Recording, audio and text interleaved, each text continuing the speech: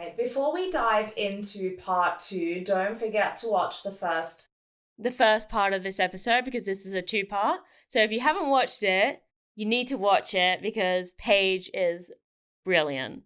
And she dives into, like, obviously I don't want to give you too much because we want you to go listen, but she tells us why she's a breakup coach from her own experiences. So go watch it and then come back and watch this one. Buckle up, bitches. It's gonna get bumpy. This is the breakup diet. So with client work, is there like a trend in the breakups? The causes? Yeah. And follow up on that as well. Is there, like, what are some common themes that you see? Like, themes and fears. Honestly, like, a part of my niche is really like the chemical attachments that happen when you're in like a really on-off relationship or a very toxic relationship or a narcissistic relationship. So that attachment's really strong because you don't just grieve, you chemically detach. And that's really difficult because that's the cravings of like, I need to be with this person. I need to see this person. I need to talk to them, even if they treat you like rubbish. And like, it's cognitive dissonance. So it's basically where your logical brain has gone to sleep. Like, it's not in the room. It's not even in the building. How do you wake it up? Like it's really hard. And with clients, I'm like, but he called you this. And they're like, yeah, but like I angered him. And I'm like, no. Like, we all have free will here. Like, he had a choice to call you that or not. He could have walked out. He could have said, I need a minute. He could have done a million other things. Didn't need to do that. But that's a really heavy theme that people really struggle with, and rightly so. It's the same addiction chemical as if you were addicted to a drug. So it's hard. And I say to clients, like, don't beat yourself up for breaking no contact or for doing things that are not perfect in your healing journey. Like, you wouldn't say to someone who's addicted to alcohol, well, come on, get it together. Like, why can't you stay away from it? You know, you've only been in rehab a week, should be over this by now. Like, you wouldn't talk to them like that. You think, God, this is so tough for them. Definitely, like, really sudden breakups is a thing where, like, someone will appearingly just wake up and end it. And the other person is like, what the hell? Like, why do you think that is? Do you know what? It isn't sudden. And I think that's the problem, is that the person who's going through it is like, this is sudden, but that person's probably been checking out or seeing someone else or, you know, entertaining someone else. They might not have been having a full-blown affair, but like, there's someone in the perimeter that they're aware of. So to that person, because the person that's leaving hasn't communicated, it's like a bomb's just gone off. But actually, we're not in that other person's brain. And how long have they been stewing on these things? Still isn't healthy, but that's a common theme where, you know, sometimes they have a house, they have a child, and it's like, I'm done. And they pack their stuff and leave, and it's heartbreaking. So those two are super common, actually, more common than I think maybe people realise. When you're going through it, they're like, oh, this must never happen to anyone, but it happens all the time.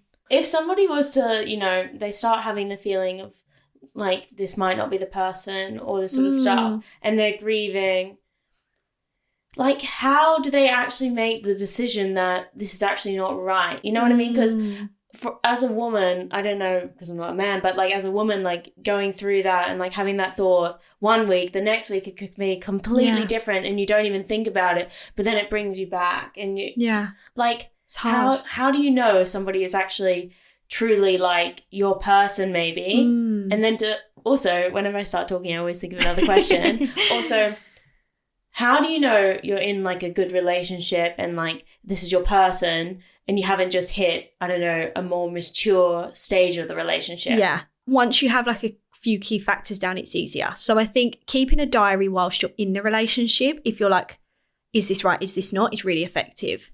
Because in those moments, you're writing what you felt in the moment. So it's not giving your brain time to change that. I always say memories are not always facts. When a memory goes into the brain, it's like smashing a CD into a million pieces. All the different pieces are going in a different order. When you recount that memory, they don't come back in the order they went in. The CD never looks the same. It looks like a triangle, or it might look like a square. So the basis of it is the same, but the memory can be changed based on fears, maybe fearing being alone, you know, or fearing hurting someone, or, you know, all of these different things. Or it can change it because the brain is actively trying to keep you in your comfort zone, which is with this person, which is seen as safe. Leaving is seen as unsafe, even if it isn't. So by keeping a diary, it's really useful to actually look back and go, well, let's look over the last month. How many days have I felt happy with this person? How many days have I not? How many days have I felt like I haven't been listened to? Then it is important to communicate about it if you do want to fix the relationship, because that person genuinely may not know they're doing it. And if you've never brought it up, they might just think you're happy. And without saying like, look, these are the things that maybe are not working for me. Like, you could be ending a relationship that could well be super healthy. It just needs tweaks. How do you bring something like that up? Because that would be quite scary to be like, look, I don't like it when, because you can't come into defensive, because then they're just going to be like. Yeah. And I think I feel statements are important rather than like you are statements. So I think if you go into something like you are doing da-da-da. Yeah, because that's more like accusatory. Yeah, exactly. Yeah. And they might not genuinely mean it. Like, let's say they really struggle with communication and you feel like you need more from them. They may have had a childhood where that just isn't part of who they are yet. So they're not trying to hurt you. They just don't know that you need that. So saying that, look, I feel like I need da-da-da-da, then allows them to go, okay, well, I can probably give this much more. And if that's good enough for you, great, you've met in the middle. If it's not, then that's where you have to say, well, then is it right? Or am I compromising my needs for this person? It's hard to actually, I think, make that decision of is it right? Because a lot of people, I would feel, would be scared that they're not going to meet somebody else. Or, for sure. You know what I mean? Or because there are so many bad people out there, which is horrible, but there are. You only really hear bad stories. I know. Like, your friends will only kind of tell you the worst stories. Yeah. Because I guess it's more like funnier and interesting. For sure. Yeah, it is. And I always say, like, professional and personal stories for me are different. From a professional perspective, I can say what a healthy relationship is.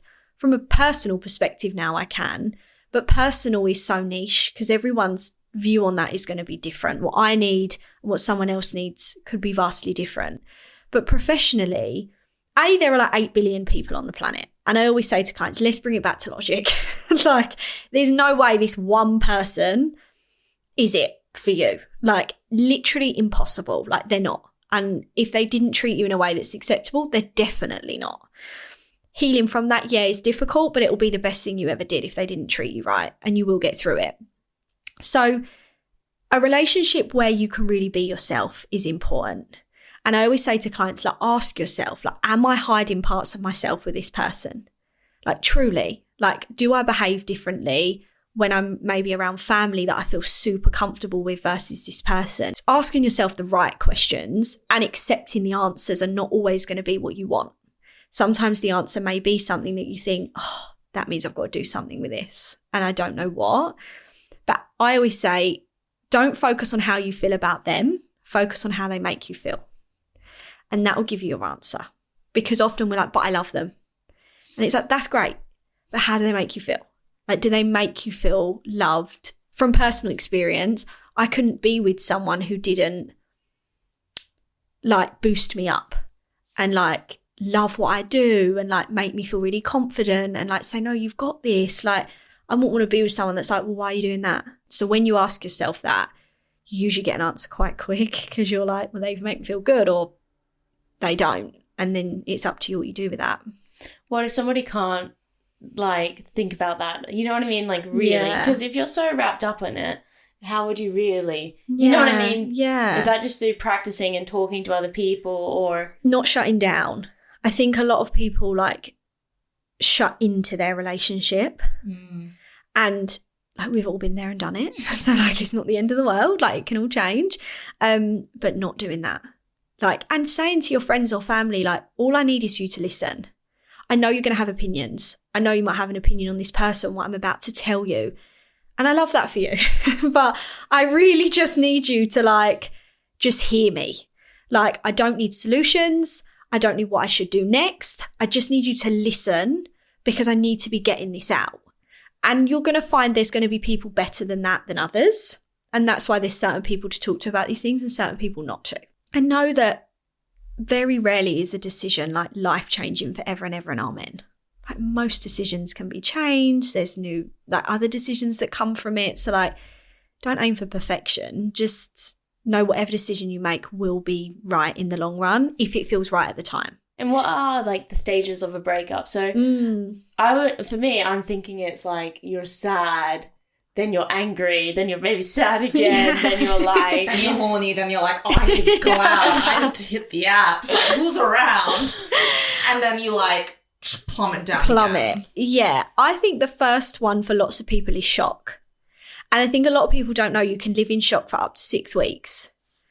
So, like, just giving yourself a minute, like, just to, like, process it. 6 weeks is long. Yeah, it's a long time. When you think about it, it's a really long time. And that's why so many people, like, a month in are like, but I'm still devastated. And I'm like, you haven't even processed it yet. You're not even, like, accepting what's happened yet.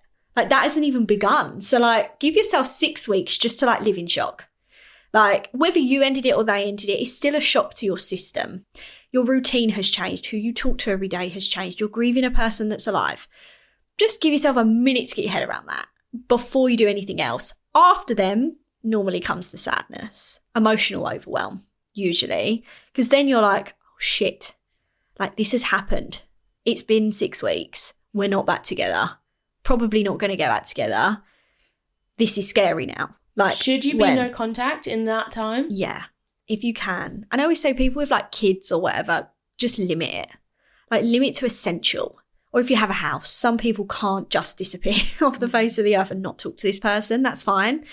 But having like strict boundaries and getting someone to help if you can. If you're in the, I say fortunate position of having no like intense ties, just cut the contact. But what you're doing whilst you're in no contact is really important. If you're just sat there hyperfixating on the good, that's not so good.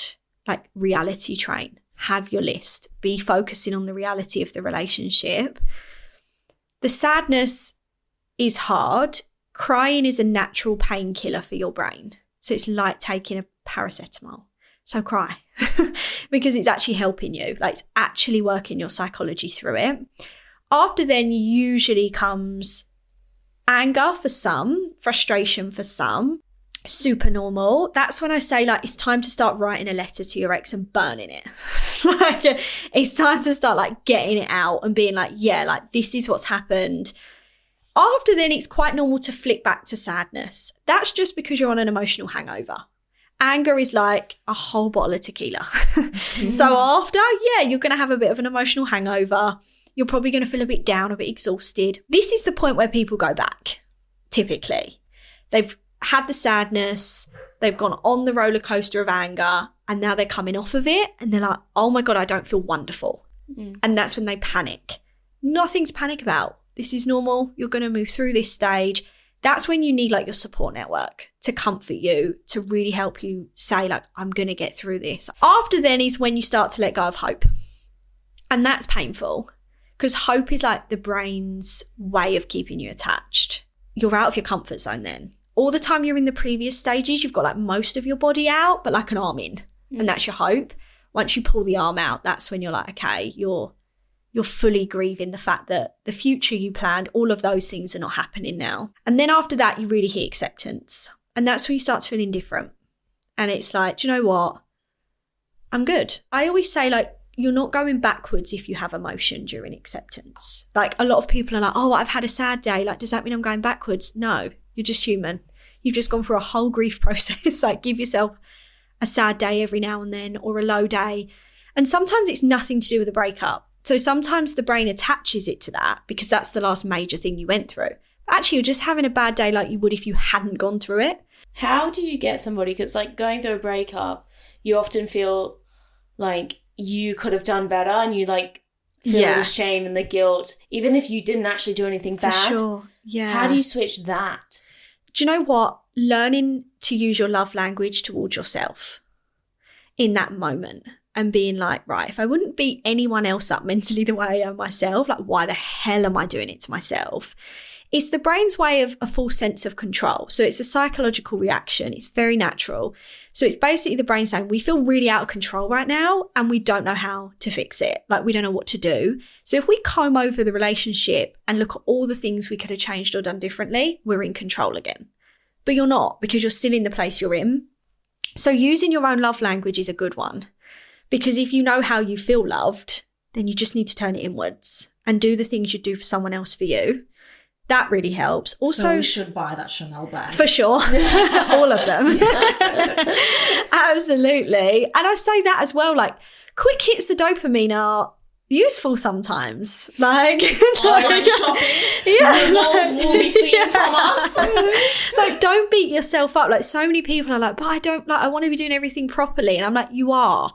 Like, let's say they're in sessions with me. Like, you are. Like, if it means like buying the thing that you want or treating yourself to that or going on a holiday, like, don't think that's you avoiding your healing.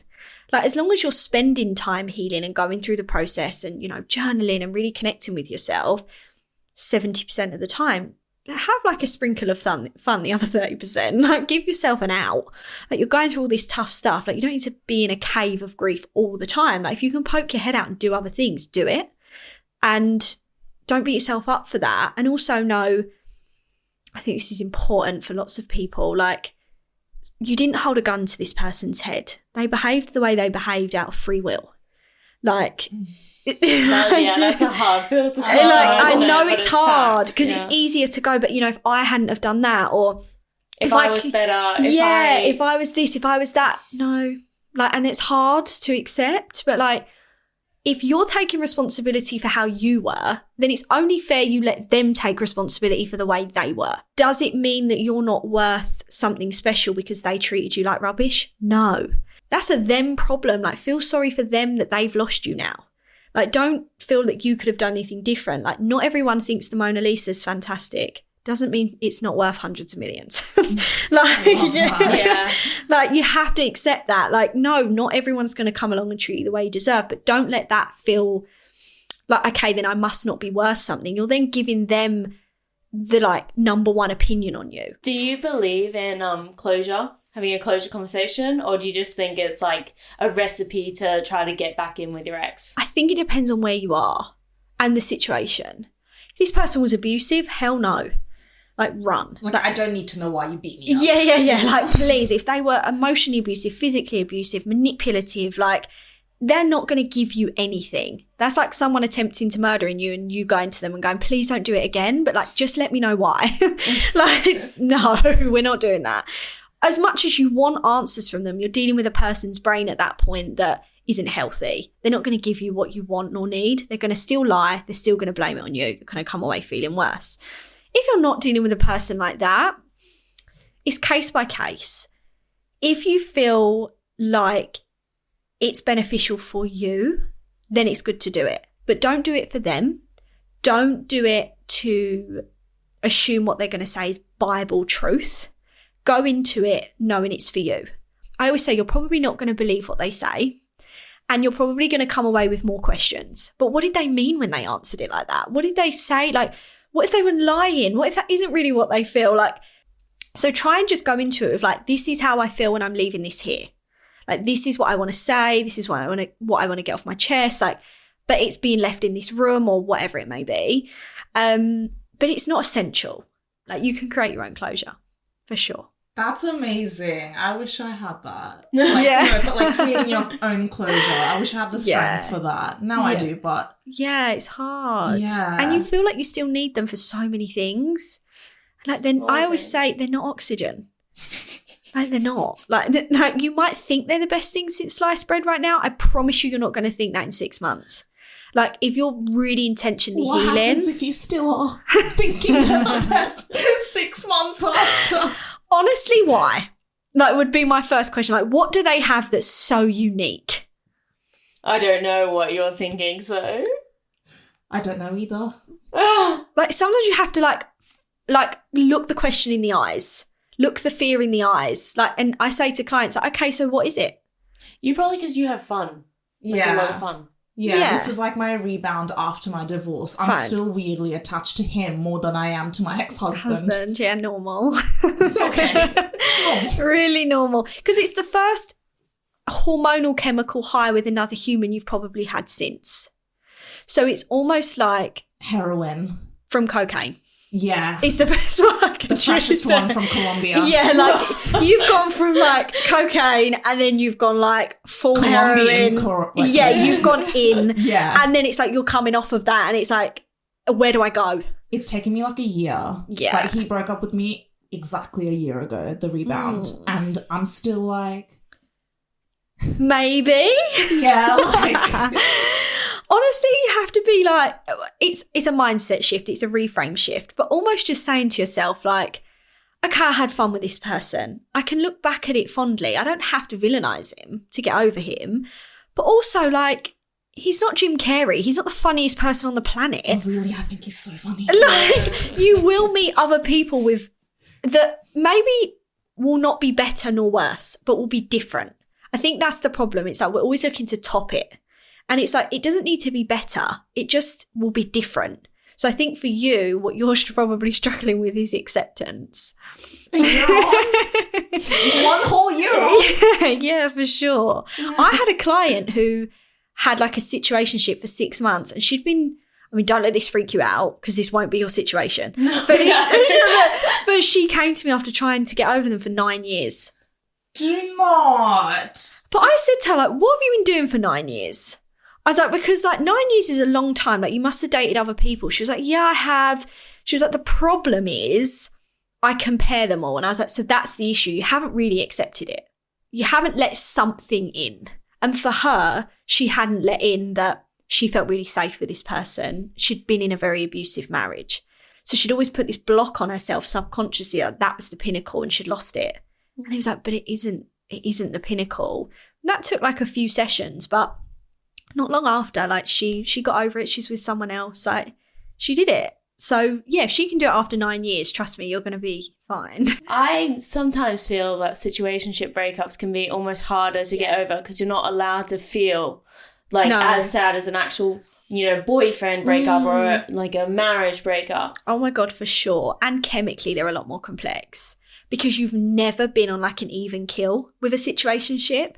It's usually been a bit push and pull dynamic, high highs, low lows. It's often you have never had the steady bit. And so the brain still wants the roller coaster. So yeah, situationship breakups honestly can be harder.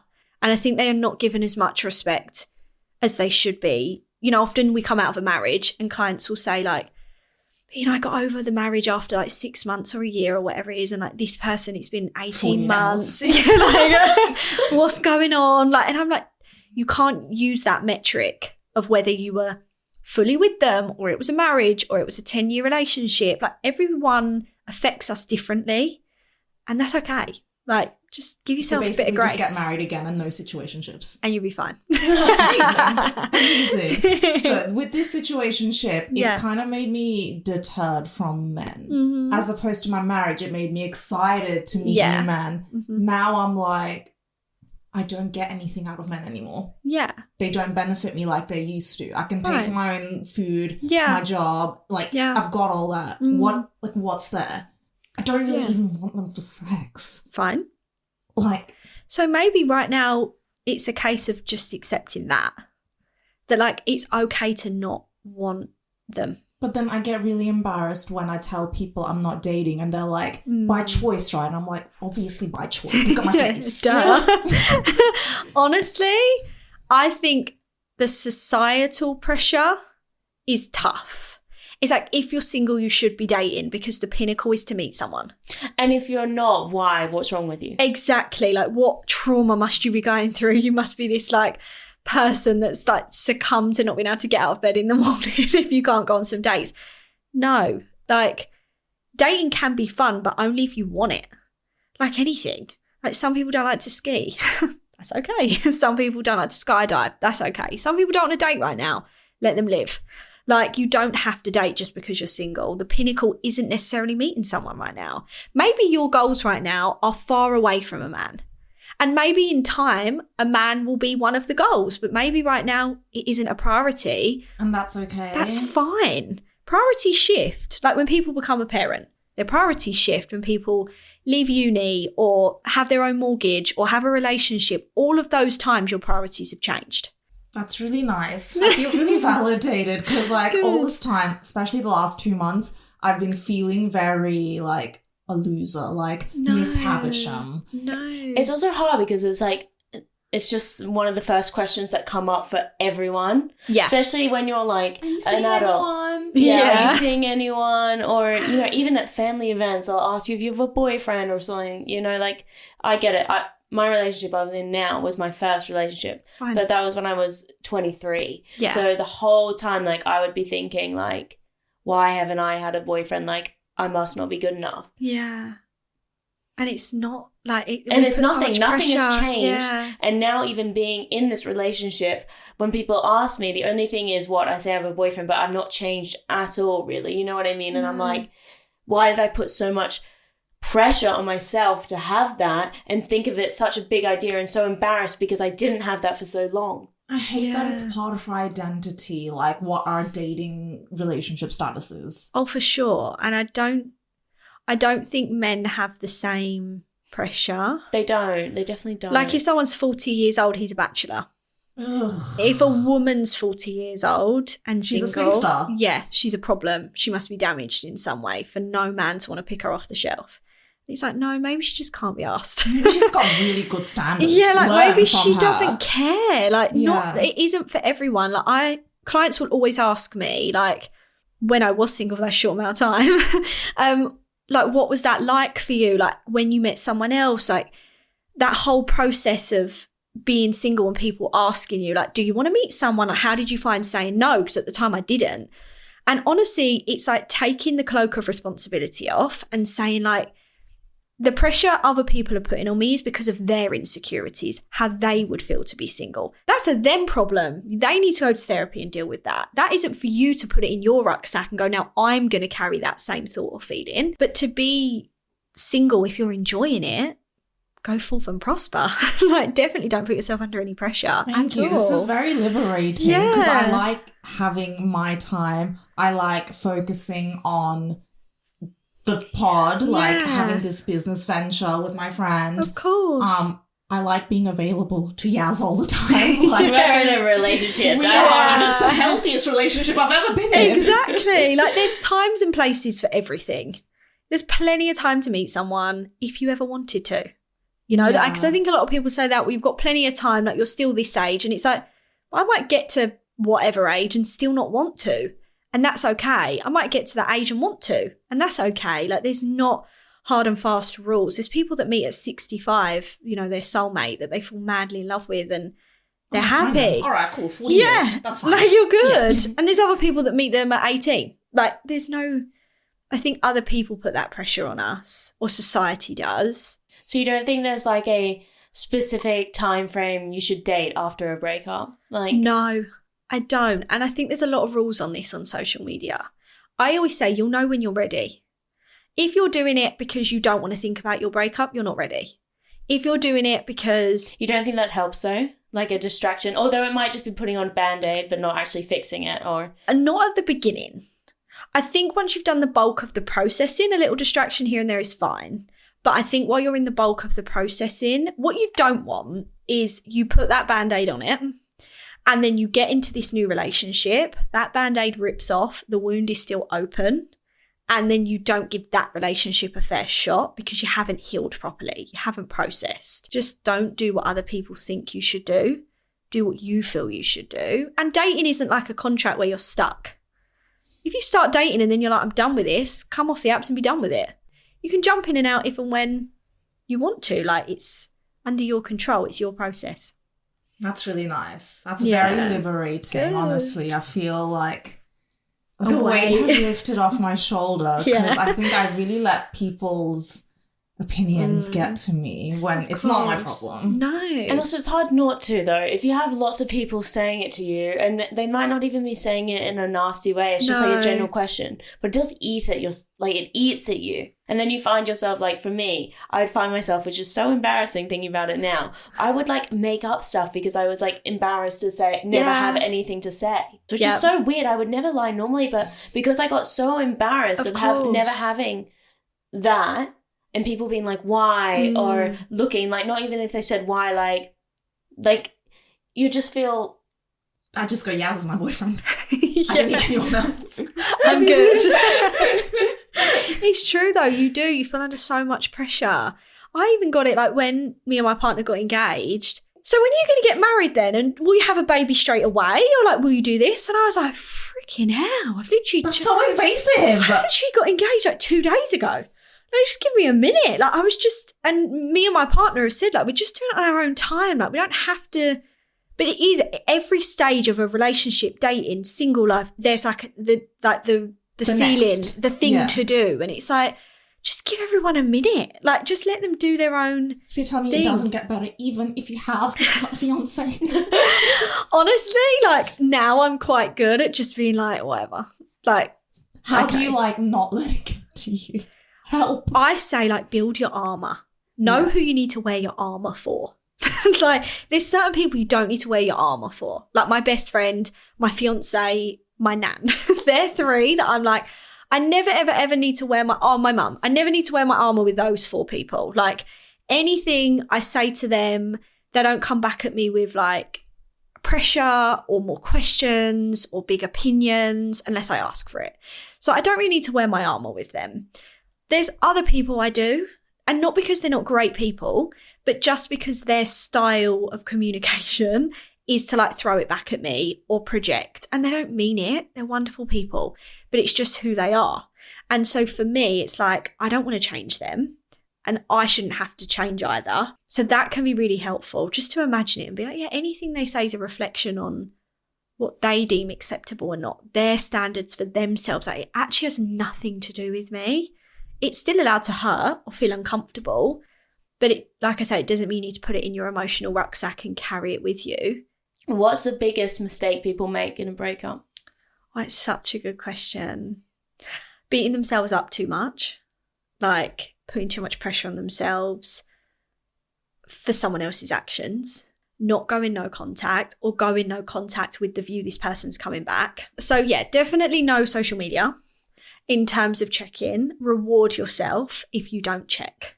So set yourself a goal of, like, say some people are checking like a lot a day. So if you're there at the moment, like, just try and do like a day, and then reward yourself and have like a list of rewards. That might be shopping, that might be booking a trip somewhere, that might be whatever it might be. I also think with social media, be asking yourself what you're looking for. Like, why are you checking? Are you trying to hurt yourself? Are you trying to see if they've moved on? Like, what are you doing it for?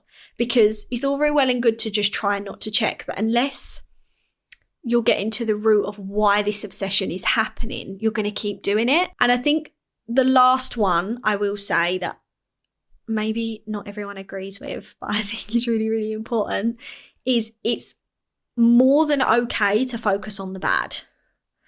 Like, doesn't mean you're villainizing them, but you're focusing on the facts. And I think a lot of people are worried of how they look. Like, oh, do I seem like I'm being mean? Or do I seem like I'm doing this? Stop worrying about what you seem to be doing or not doing. Like, just do it. Focus on the facts and know that you're going to get to the end. It's not an if, it's a when. And don't be afraid to be selfish.